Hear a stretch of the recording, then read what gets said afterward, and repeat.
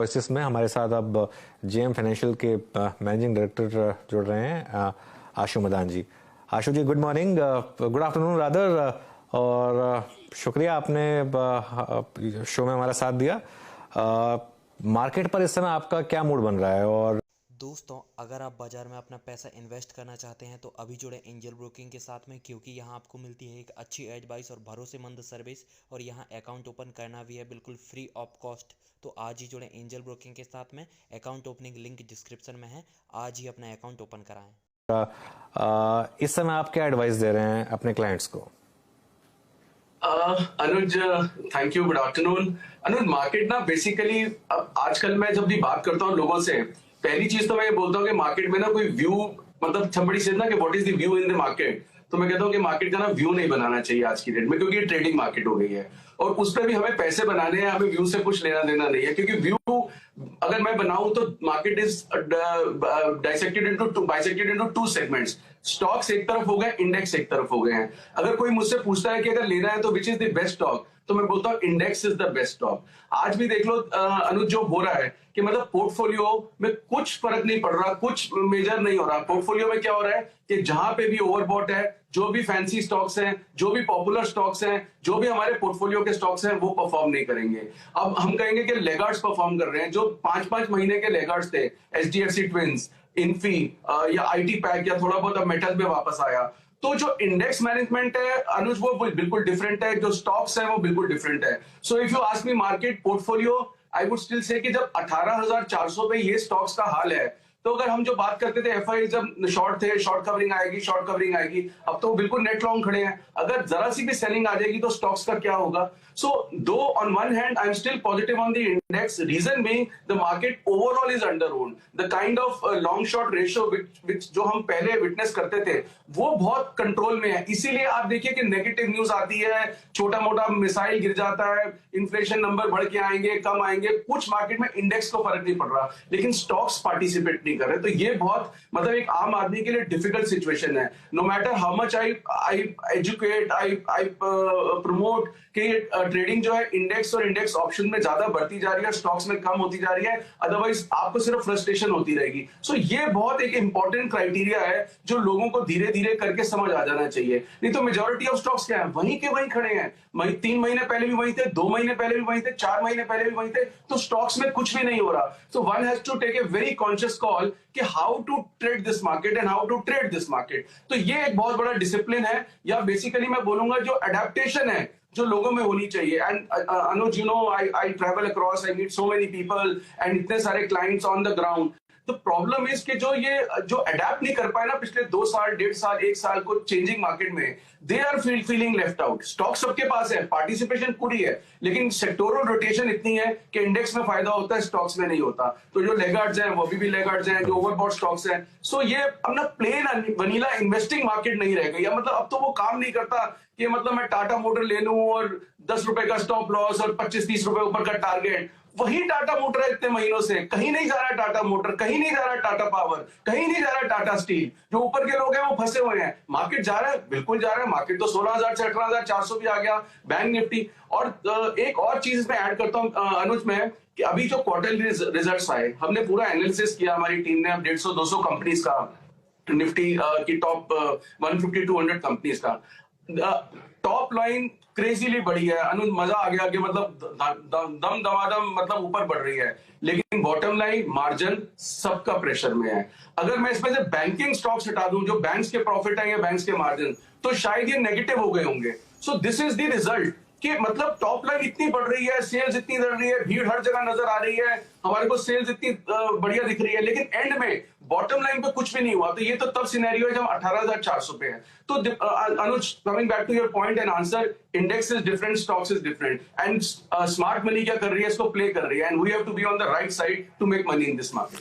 Okay, देखिए आशु जी का passion और एक जो एक दर्द है वो क्लियरली एक निकल कर आ रहा है यहाँ पर हर्षदा। और आशु जी से मेरी नॉर्मली बात होती रहती है इस मामले में लेकर कि काफ़ी लोग इस मार्केट में काफ़ी स्टॉक्स में फंसे हुए हैं। हाँ। और उनको बहुत बुरा लगता है। देखिए आपको चुभता है, आप रोज हम लिखते हैं market at new high, market at new high. वो कहते हैं मेरा स्टॉक तो न्यू हाई पे नहीं है और market at new high, market at new high आप बोलते हैं। तो ये तो इसके लिए आशु जी की एक दिल की बात है जो उन्होंने बोली है। और आशु जी ने एक्चुअली मुझे प्रॉमिस किया है कि अब हफ्ते में 2 बार वो CNBC आवाज पर भी आएंगे और जो अपने दिल की बात है और जो अपनी सारी एडवाइस है वो आपको यहाँ पर देंगे। तो आशु जी 1-2 स्टॉक्स की बात कर लेते हैं। कौन से स्टॉक्स आपको इस समय लग रहा है कि अच्छे हैं जहां पर बाय किया जा सकता है? इंडेक्स पर तो खैर आप कॉल देते ही रहते हैं, उसकी भी बात करेंगे, लेकिन इंडिविजुअल स्टॉक्स में इस समय आपको क्या अच्छा लग रहा है?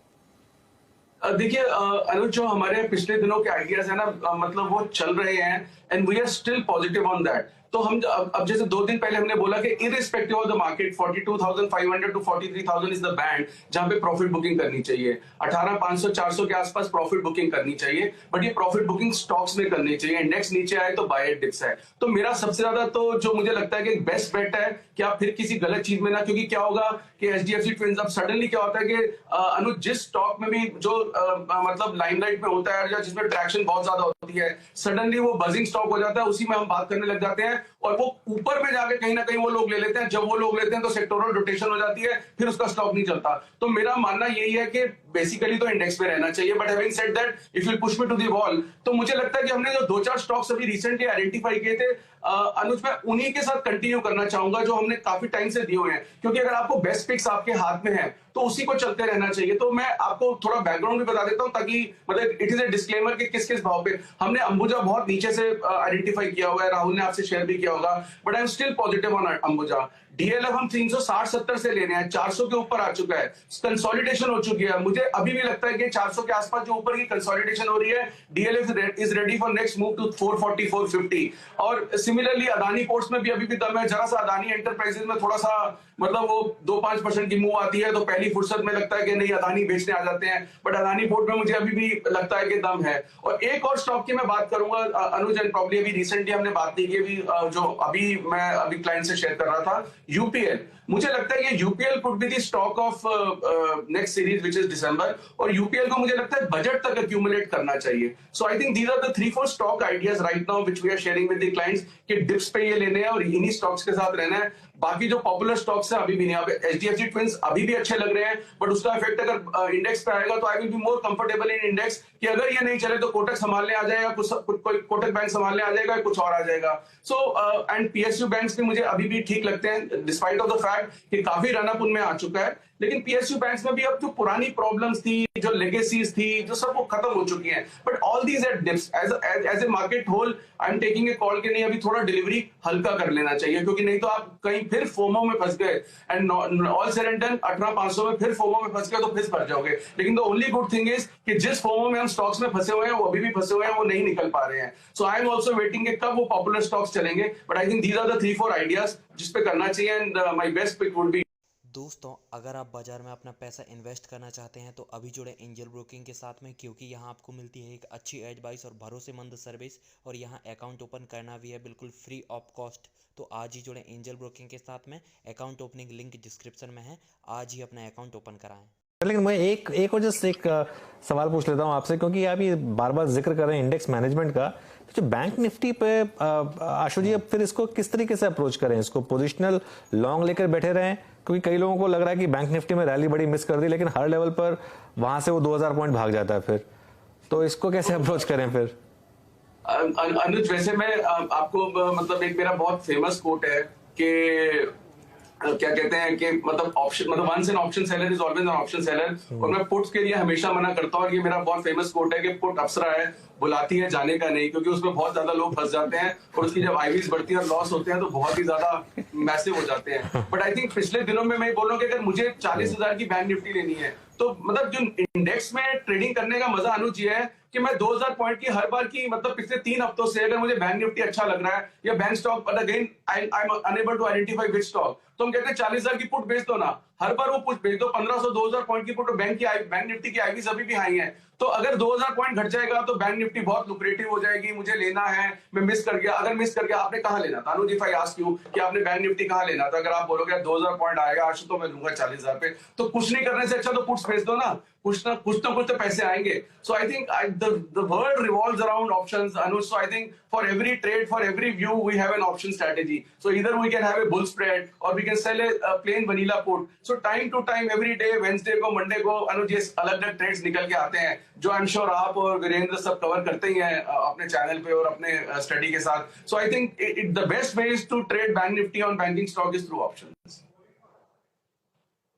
जी, आज आशु जी को गुस्सा होने का मौका मिल रहा है, गर्म होने का मौका मिल रहा है, थैंक्स टू दिल्ली की सर्दी। आज उन्होंने कोटी पहनी हुई है, आशु जी पूरा मजा ले रहे हैं कोटी का, तो आज दिख रहा है।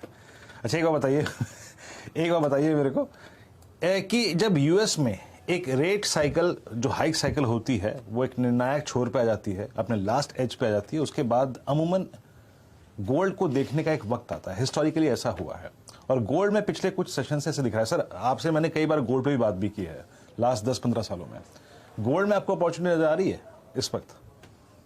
आई थिंक जो अपॉर्चुनिटी थी ना वो शायद 75% हो चुकी है, but we are still holding a positive view on gold. So gold में मुझे लगता है कि यहां से भी अट्रैक्शन बढ़ सकता है और ऊपर जाना चाहिए। और दूसरा वीरेंद्र, आपने अभी जो मुझे बोला कि ऊपर में जो इंटरेस्ट रेट साइकिल है वो टॉपिश कर चुका है, बहुत लोग बोलते हैं कि डॉलर इंडेक्स टॉपिश कर चुका है।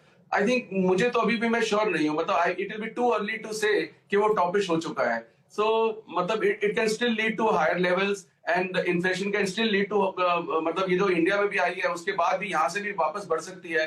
सो आई थिंक मुझे लगता है कि बहुत जल्दी उसको चीज को सेलिब्रेट नहीं करना चाहिए। अब क्या है कि हम इस चीज को कैसे कर रहे हैं वीरेंद्र, क्योंकि बहुत बढ़ गया है, जैसे स्टॉक मार्केट बहुत बढ़ जाती है, बहुत घट जाती है, तो लॉ ऑफ एवरेजेस में आ जाते हैं कि इससे नीचे क्या जाएगी या इससे ऊपर क्या जाएगी। तो मुझे लगता है कि उस व्यू से अभी भी मुझे लगता है कि इन्फ्लेशन या इंटरेस्ट रेट को इस तरह से नहीं ट्रीट करना चाहिए कि टॉपिश हो गया कि यहाँ से तो घटेंगे, क्योंकि वो कहीं ना कहीं मेरे अंदर कॉम्प्लेसेंसी ले आएगा और मैं कहीं शायद फिर फंस सकता हूँ। तो मुझे उस चीज का भी ध्यान रखना है कि वो कॉम्प्लेसेंसी नहीं आनी है just because we have seen so many hikes and अब नहीं हो सकता है, अब तो या टेपर डाउन होगा या रुक जाएगा। It is too early to say that. Ashu, coming back to जो नहीं चला है वो लार्जली मिड कैप्स में ही सबसे ज्यादा पेन इस समय लोगों ने विटनेस किया है और इंतजार है कि उनके भी स्टॉक्स थोड़े बहुत चले, लेकिन थोड़ा थोड़ा जो ट्रैक्शन देखने को मिला वो लार्जली ऑटो और ऑटो एंसिलरीज में देखा गया है। इस सेक्टर पर आप कितने कॉन्फिडेंट है? क्योंकि आप देखिए अपोलो टायर्स बहुत सॉलिड नंबर्स, बहुत अच्छी कमेंट्री, लेकिन स्टॉक में मुनाफा वसूली आ जाती है। दूसरी तरफ हमने देखा एक्साइड की जो कॉन कॉल हुई है उसमें उन्होंने साफ कहा कि लिथियम आयन पर काफी एक्टिवली वो बेट कर रहे हैं। करीब 6,000 करोड़ तक का इन्वेस्टमेंट होता हुआ दिखाई देगा अगले कुछ सालों में। And of course you got Samvardhana, Motherson और दूसरी कंपनियां जहां पर नंबर्स अच्छे रहे हैं। इधर कितना एक्सपोजर होना चाहिए और यहाँ पर आपको क्या लग रहा है, क्या अच्छे पैसे बन सकते हैं गोइंग फॉरवर्ड? हर्षदा, मुझे लगता है कि ऑटो में टॉपिश सिग्नल आ चुका है और वैसे भी हर्षदा मेरे को जो मैनिया थीम्स होते हैं या जो यूफोरिक थीम्स होते हैं ना, and particularly these EVs, I think they have done there bit. तो ये जो ईवी बहुत ज्यादा हो रहा है कि मतलब ईवी मैनिया चल रहा है, ऐसा ही टाइम आता है कि कुछ ना कुछ ये मैनिया आता है और उसमें उस सेक्टर में हम ट्रैप हो जाते हैं। हैविंग सेड दैट, यहाँ पे ऐसा नहीं है क्योंकि हमने बहुत पेंट अप डिमांड देखी है और अभी भी सेल्स में कोई गिरावट नहीं है, मतलब बुकिंग्स चल रही है, सब कुछ है, बट उसके बाद भी there is something called valuation. तो मुझे लगता है कि जो भी फ्रंटलाइन कंपनीज है Harshada, I am not suggesting कि मतलब ये खराब हो जाएंगी या नीचे आ जाएंगी, बट इसमें टॉपिश सिग्नल आ रहे हैं। तो क्या इसमें नेक्स्ट बीटा मिलेगा मुझे? क्या इन भावों पे लेके मुझे कुछ अच्छी रिटर्न मिल जाएगी अगर मार्केट पार्टिसिपेट करेगी? तो माय आंसर वुड बी कि नहीं। अब इसमें ना मुझे लगता है कि अब ये थोड़ा if not price correction they can go for time correction. तो अब आप देखिए ना अशोक लेलैंड या बाकी स्टॉक्स भी कहीं ना कहीं अब वो जाके रुक गए हैं, थक गए हैं, थम गए हैं, क्योंकि हम बात ही जिस सेक्टर में चल रही होती है उसकी करते हैं। तो मुझे लगता है कि अब नया लेन इनमें नहीं करना चाहिए जब तक कोई मीनिंगफुल डिप ना आए। और हर्षदा, इस मार्केट में पेशेंस रखनी बहुत जरूरी है। एक दिन नहीं आएगा, 2 दिन नहीं आएगा, 5 दिन नहीं आएगा, 15 दिन नहीं आएगा, वही मुझे फोमो में लीड करता है कि नहीं यार ये डिप तो आता नहीं है, मैं रह जाऊंगा। सब मौका मिलता है क्योंकि the level we are talking at, मतलब चाहे वो ऑटो इंडेक्स की आप बात कर रहे हैं मुझसे या ऑटो स्टॉक्स की या इंडेक्स की, जिस लेवल पे हम है यहां से मौके जरूर मिलेंगे, ऐसा नहीं है कि मैं कुछ मिस कर जाऊंगा। सो पर्टिकुलरली ऑटो इंडेक्स दो the view is positive, but I still hold कि अगर कोई मीनिंगफुल डिप आएगा तो लेना चाहिए, टॉपिक सिग्नल है उसमें। ओके चलिए देखिए अब